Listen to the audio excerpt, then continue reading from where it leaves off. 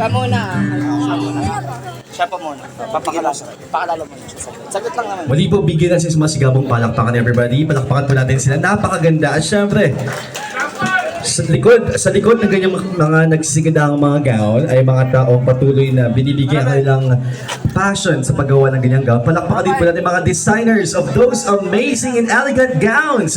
Grabe, hindi po biro ang gumawa ng gowns. Let's appreciate the artistry behind those masterpieces.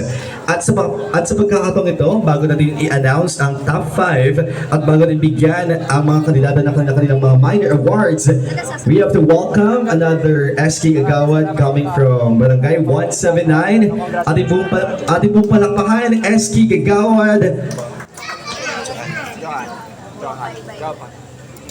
Joanna Jopay Bailon. Palakpakan po natin siya.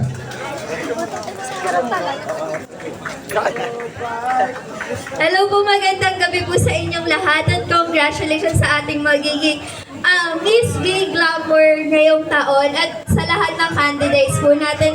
Tandaan po natin na ang tunay na corona ay mula sa tapang na pagpapakita ng totoong tayo at pagbibigay ng inspirasyon sa ibang tao.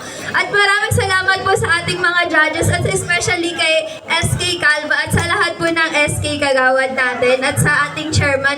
Maraming salamat po sa inyong lahat. Magandang gabi po. Magandang gabi and thank you so much SK Kagawad Joanna Jopay Bailon. Palakpakan po natin siya. At sa pagkakataong ito,